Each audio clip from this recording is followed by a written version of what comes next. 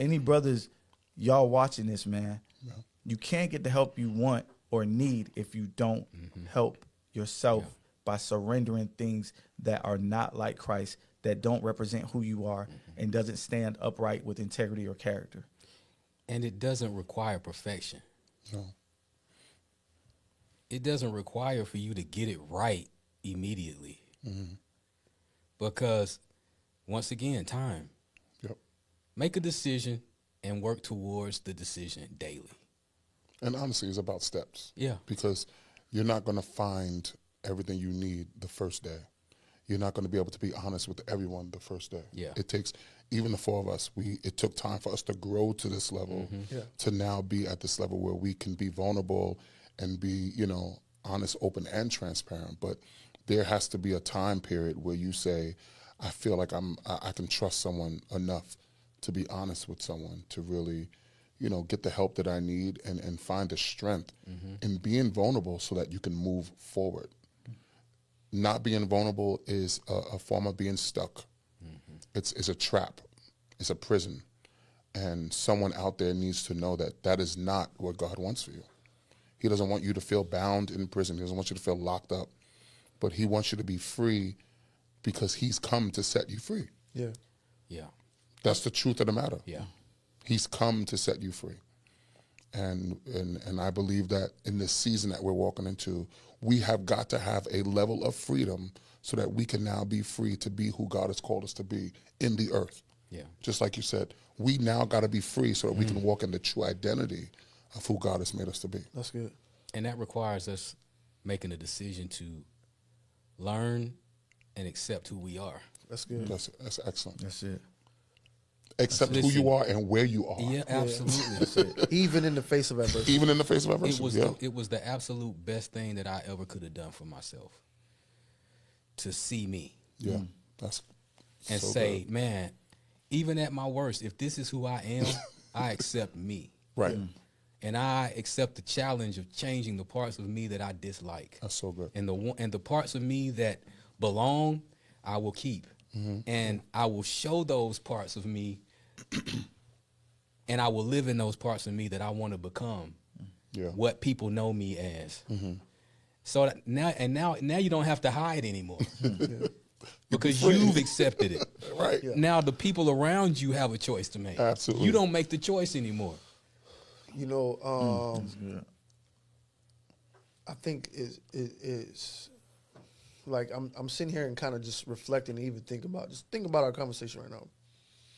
And I'm thinking about the fact that, like, Jesus, even in the midst of his sacrifice for us, with him giving his life, right, that you brought up, he did it despite the rejection.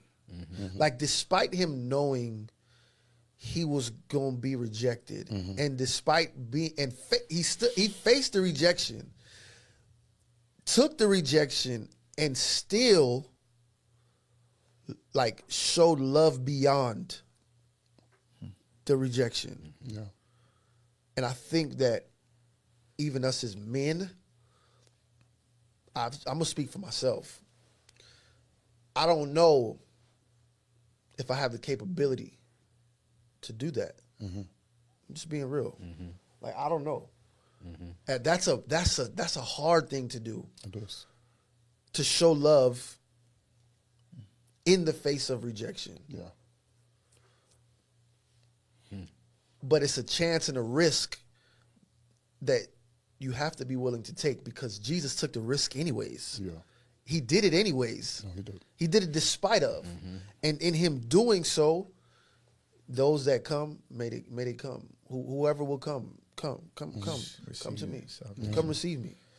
And to those that don't, It's okay. it's okay. I love you anyways. And the hard truth is that he didn't really want to do it, but he knew he had to. That's really the hard truth of the matter. So what does that look like in becoming the husband? Because say what you said, he didn't. He didn't want to do it, but Right. he knew he had to. Is that what we're supposed to have in the form of knowing we do want to be in covenant, but there's moments where we may not want to, and the things that aren't perfect in marriage or in covenant, we still have to. Right, because we could tie that back to knowing I need to be who I need to be in regards to my identity. That brings me into my purpose. Jesus knew his purpose. Yeah. He also knew that he was the Son of the living God. Come on. And I was not gauntlet, and I didn't have to do it no more. That's why I had to bring it back to that. Yeah. Because Jesus didn't have to act in a stage name. Yeah, yeah. He was just Jesus. He was himself. Period. Even when his mom didn't know who he was. Right? Because you talked about your parents not like even calling you by your name. Yeah. Jesus at the temple. Yeah. And Mary's like, why didn't you where were you? Right. Why you asking me that? I'm about my father's business. He knew who he was. Yeah. And then she knew who he was when they needed more wine. Right. So if we talking about the husband type, the man that findeth a woman, a wife, the wife has to know who you are. Wow. That's good. Oh. But do you have to know who you are before she knows? Absolutely. Yeah, you gotta know. But she has to know, and she has to have the discernment, and she has to have the openness to learn. But you have to have the leadership to show. See, don't do this now. Don't do this now. Don't do this now. Who you are. Don't do this now. Because that's Who you, how, you know, people say it's so important who you choose, but we don't really realize how important that is. All this stuff we're talking about is null and void if you're with the wrong person. that is correct. Gosh. It's because it's one-sided. That is correct. And marriage is a union. So if you're doing all of this on your side and she's not playing her part, Y'all both got to be aligned.